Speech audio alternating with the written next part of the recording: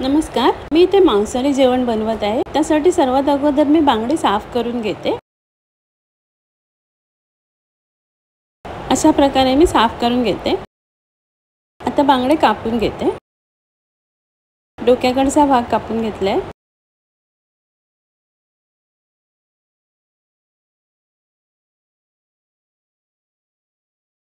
शेपटीकडच्या भागाला मी वरून चिरा देते। हे तळ्यासाठी करते मी।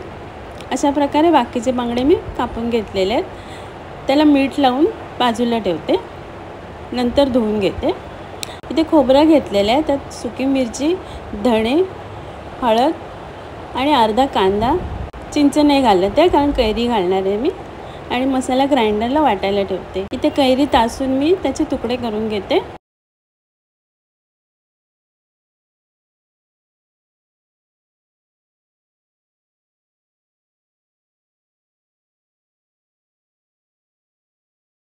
कैरी कापून झालेली आहे, त्याला मी मीठ लावून कैरी बाजूला ठेवते।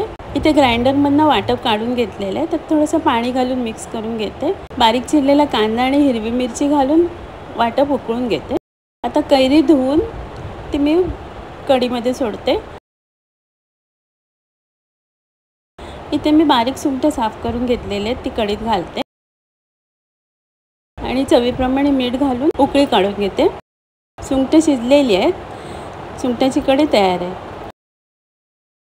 इथे मी बांगड्यासाठी वाटप काढत आहे। खोबरं, धणे, हिरवी मिरची, हळद आणि थोडीशी चिंच घालून मी मिक्सरमध्ये थोडंसं जाडसर वाटून घेते। वाटप काढलेले आहे ते आता मी भांड्यात काढून घेते। थोडंसं पाणी घालते, 2 हिरव्या मिरच्या घालते, तिरफळ घालते आणि थोडीशी मेथी घालते आणि सगळं मिक्स करून घेते। 4 कोकम घालते आणि वाटप मी गरम करायला ठेवते। वाटपाला उकळी आलेली आहे।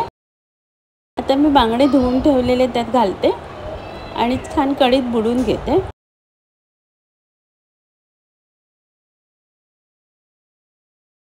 वरून मीठ घालते। बांगडे शिजलेले आहेत, आता मी हलक्या हाताने ते परतून घेते। बांगड्याची कढी तयार आहे। इथे शेपटीकडचा भाग घेतलेला आहे मी बांगड्याच्या, त्याला लाल मिरची पावडर, हळद, मीठ, आलं लसूण पेस्ट आणि आगळ घालून मिक्स करून घेते आणि बांगड्यांच्या शेपटीकडच्या भागाला लावून घेते। अशा प्रकारे इथे मी रवा घेतलेला आहे, त्यात लाल मिरची पावडर घालून मिक्स करून बांगड्यांना लावून घेते। इथे तव्यावर तेल गरम करायला ठेवलेले, त्यात मी बांगडे फ्राय करून घेते। एका बाजूने फ्राय करून झालेले आहेत, आता मी दुसऱ्या बाजूने फ्राय करून घेते। अशा प्रकारे मी सर्व बाजूने बांगडे तळून घेते।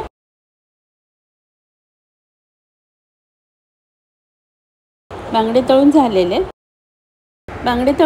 आहेत, आता मी सर्व करते।